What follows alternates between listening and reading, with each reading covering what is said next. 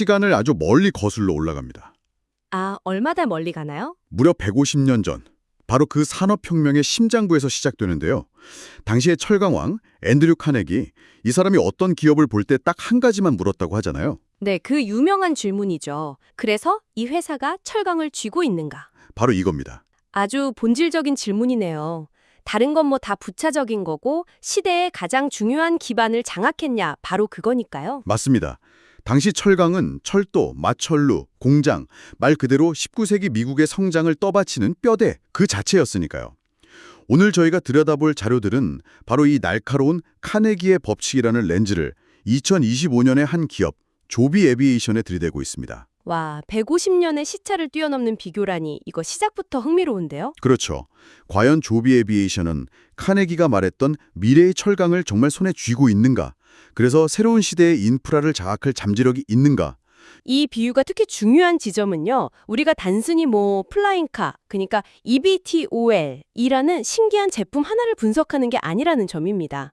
자료들이 공통적으로 지적하는 건 조비가 미래 도시의 물리적 인프라 생태계 전체를 설계하고 있다는 거거든요.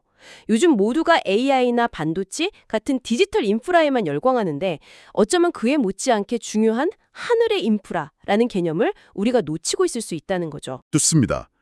하늘의 인프라라. 그럼 카네기의 첫 번째 질문부터 바로 던져보죠.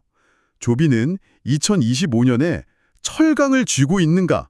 여기서 자료가 말하는 미래의 철강이 바로 그 하늘의 인프라라는 거군요. 네. 사실 이제 도시는 물리적으로 한계에 다다랐잖아요. 땅 위로는 도로가 꽉 막혔고 땅 밑으로는 지하철이 포화 상태고요. 그렇죠. 그래서 하늘을 쓰자는 아이디어는 오래전부터 있었지만 그걸 현실로 만드는 건 완전히 다른 차원의 문제입니다. 여기서 자료들이 강조하는 조비의 핵심 전략이 드러나는데 그건 바로 조비가 항공기 제조사가 아니라 인프라의 기반 레이어를 설계하는 회사라는 점이에요. 기반 레이어라? 조금 막연하게 들리기도 하는데요. 그게 구체적으로 어떤 것들을 의미하는 건가요? 비행기를 잘 만드는 것 이상이라는 뜻이겠죠? 훨씬 큰 그림입니다. 예를 들어서 조비는 단순히 기체를 만들어서 파는 게 아니에요. 자료에 따르면 이 기체들이 날아다닐 도심 속 그러니까 길부터 직접 닦는다는 거군요. 바로 그겁니다.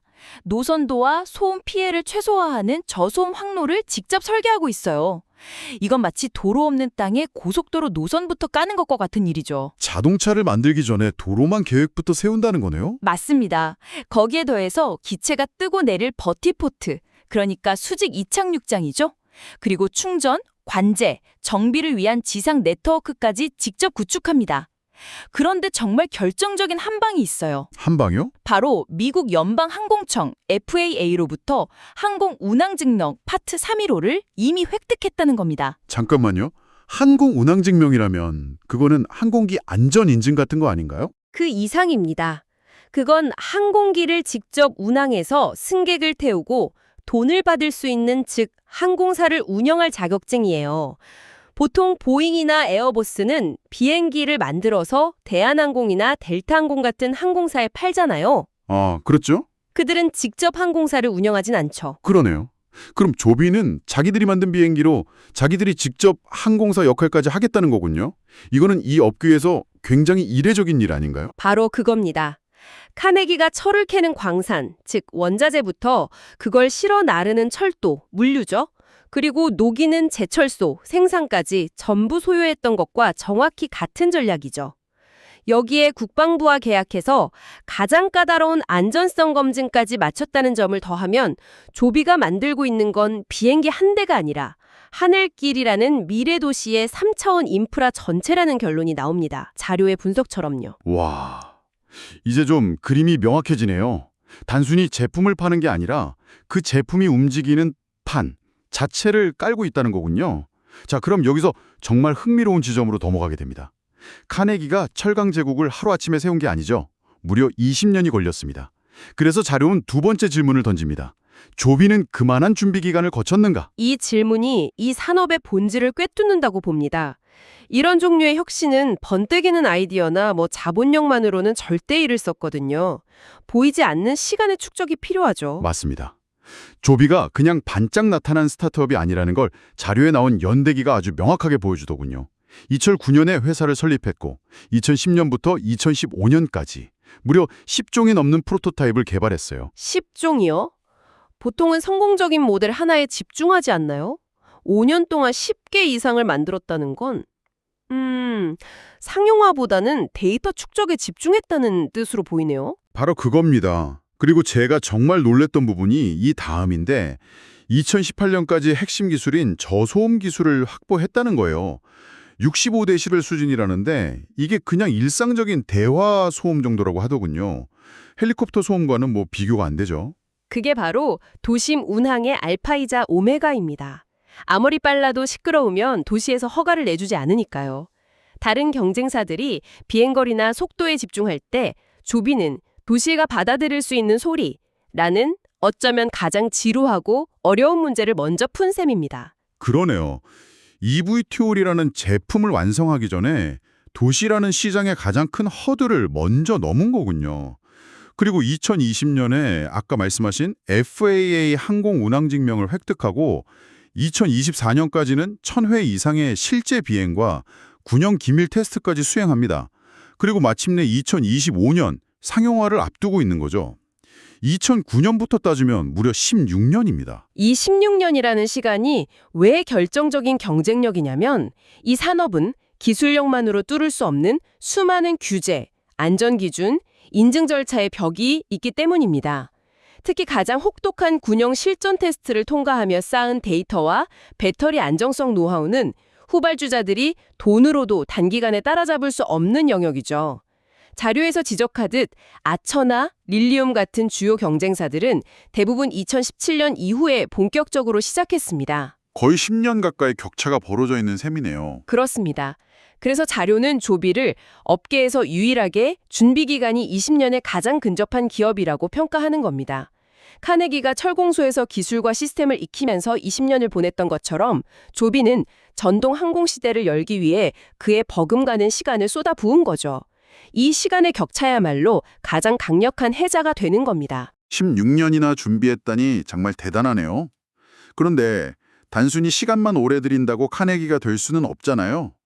카네기의 진짜 무서움은 모든 걸 직접 다 했던 수직 통합이었는데 혹시 조비에게서도 그런 모습이 보이나요? 아주 정확한 질문입니다. 그리고 자료의 대답은 명확하게 그렇다입니다. 그것도 아주 철저하게 4단계에 걸쳐서 진행하고 있죠. 4단계나요? 첫 번째가 뭔가요? 첫 번째는 핵심 부품의 완전한 내부화입니다. 자료를 보면 기체의 심장인 배터리팩, 날개 역할을 하는 프로펠러와 로터 시스템, 그리고 두뇌에 해당하는 비행 제어 소프트웨어까지 이 모든 핵심 기술을 외주 없이 전부 직접 개발하고 설계합니다. 잠깐만요. 배터리팩부터 소프트웨어까지 전부요? 자동차 회사들도 배터리 같은 핵심 부품은 전문 업체에서 조달하는 경우가 많은데 이걸 다 직접 한다는 건 엄청난 자신감 아니면 무모함 아닌가요? 자칫하면 모든 분야에서 이득만 하는 결과가 나올 수도 있잖아요. 아주 좋은 지적입니다. 하지만 이건 산업 초기 단계이기에 가능한 그리고 오히려 필수적인 전략입니다. 아직 표준화된 부품이 없는 시장에서는 모든 부품이 최적의 시너지를 내도록 처음부터 끝까지 한 회사에서 설계하는 게 성능과 안전성 측면에서 훨씬 유리하죠.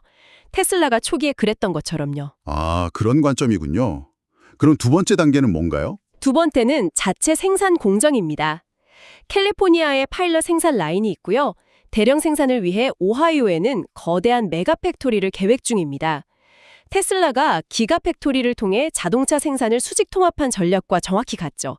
설계부터 생산까지 완전히 통제해냈다는 의지입니다. 설계와 생산을 잡았고, 그럼 세 번째는 아까 나왔던 자체 운항 시스템이겠네요. FAA 파트 135 증명이 바로 이 부분의 핵심이고요. 그리고 마지막 네 번째, 이게 활용점정입니다. 오, 뭔가요? 바로 군용 계약의 직접 확보입니다. 미 공공과 직접 계약을 맺고 실제 공공기지에 기체를 배치해서 운영하고 있어요.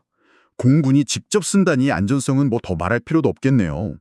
근데 이게 단순히 큰 고객을 확보했다는 것 이상의 의미가 있는 건가요? 훨씬 큰 의미가 있습니다. 자료에서는 세 가지 효과를 강조하는데요. 첫째, 이제 막 시작하는 기업에게 가장 필요한 안정적인 초기 대량 생산 기반을 정부가 마련해주는 셈이고요. 둘째, 군이 요구하는 가장 높은 수준의 안전성, 즉 클래스 A 검증을 통과하면서 민간 시장의 신뢰를 단번에 얻는 효과가 있죠. 마지막으로 국방용으로 개발된 최첨단 센서나 통신 기술을 민간용으로 역으로 적용하는 기술 이전 효과까지 누릴 수 있습니다. 이 네 가지를 종합하면 조비는 이 산업 전체를 하나의 플랫폼처럼 통합한 전 세계에서 유일한 eVTOL 기업이라는 결론이 나옵니다. 150년 전 카네기의 전략과 소름 돋을 정도로 유사하죠. 알겠습니다.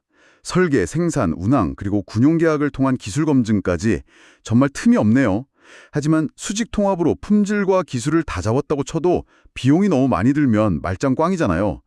결국 우리 같은 보통 사람들이 탈 수 있을 만큼 가격이 내려와야 의미가 있는 건데 카네기 역시 원가 절감의 귀재였죠. 그래서 마지막 진로는 이겁니다. 조비는 과연 원가를 지배할 수 있는가? 이 또한 조비의 전략이 빛을 발하는 부분입니다. 자료들을 보면 조비는 단순히 부품 가격 몇 푼 깎는 수준이 아니라 이 산업의 비용 구조 자체를 근본적으로 바꾸고 있습니다. 비용 구조 자체를 바꾼다. 첫 번째 방식이 전기식 추진유예요. 기존 헬리콥터에 비해 부품 수가 90%나 줄어든다고요? 네. 오일, 복잡한 기어박스, 시끄러운 터빈 엔진 같은 게 다 필요 없어집니다. 전기 모터와 배터리, 프로펠러가 핵심이죠. 부품 수가 적다는 건 고장날 확률도 유지 보수 비용도 기하급수적으로 줄어든다는 뜻입니다. 게다가 아까 말한 65데시벨 저소음 덕분에 소음 규제로 운항이 제한되던 심야나 새벽 시간에도 운항할 수 있게 되죠. 기체 한 대의 하루 가동률을 극대화할 수 있으니 그 자체가 엄청난 원가 경쟁력입니다. 확실히 그렇겠네요. 놀이공원도 야간 개장을 해야 돈을 더 버는 것과 같은 이치군요. 두 번째는 단순한 구조물이라고 되어 있네요. 이건 무슨 뜻인가요? 헬리콥터는 수백 개의 기어와 샤프트가 정교하게 맞물려 돌아가는 사실상 수공예품에 가깝습니다. 하지만 조비의 기체는 자동차처럼 일체형 구조물로 설계됐다고 해요. 이건 로봇을 이용한 자동화 공정을 도입해서 대량 생산하기에 훨씬 유리하다는 뜻입니다. 한 대 한 대 장인이 만드는 게 아니라 공장에서 수백 대씩 찍어낼 수 있다는 거죠. 아, 생산 방식의 근본적인 차이군요. 여기서 세 번째 원가 지배 전략이 등장하는데 역시나 군용 계약이네요. 네, 이게 정말 영리한 수입니다. 에드워즈 공군기지에 기체를 배치하고 운용하는 건 사실상 조비가 쏟아부어야 할 막대한 연구개발 비용과 수천 시간의 테스트 비용을 미국 정부가 대신 내주는 것과 같은 구조입니다. 군용 실증을 통해 얻은 모든 데이터와 노하우는 그대로 민간 상용 서비스의 원가를 낮추는 데 쓰이죠. 자료에서는 이걸 카네기 시대에 정부가 철도 건설이나 군수품 조달 계약을 통해 철강 산업을 의도적으로 키워줬던 것과 똑같은 구조라고 비유하고 있더군요. 맞아요. 그리고 마지막 네 번째는 생태계 확보입니다. 제품을 대량 생산하기도 전에 이미 사줄 고객이 줄을 서 있다는 거죠. 델타항공과는 공항과 도심을 잇는 서비스를, 미 공군과는 국방물자 수송을, 일본이나 UAE와는 미래도시 교통시스템 구축을 약속했습니다. 초기 수요처가 명확하니 생산 계획을 안정적으로 세울 수 있고 이는 규모의 경제를 통한 원가 절감의 가장 강력한 기반이 됩니다. 자, 그럼 이 모든 것을 종합해 볼 시간이네요. 카네기의 네 가지 질문에 대한 조비의 답이 아주 명확하게 정리되는 것 같습니다. 첫째, 미래의 철강을 쥐고 있는가? 네, 항공기 제조를 넘어 하늘의 인프라라는 판 자체를 쥐고 있습니다. 둘째, 20년을 준비했는가? 네, 2009년부터 16년간 축적한 기술, 데이터, 인증이라는 누구도 단숨에 따라올 수 없는 시간을 가지고 있습니다. 셋째, 수직 통합을 하고 있는가? 네, 설계, 생산, 운항, 심지어 국방과 상용 서비스까지 완벽하게 통합했습니다. 마지막으로 원가를 지배하는가?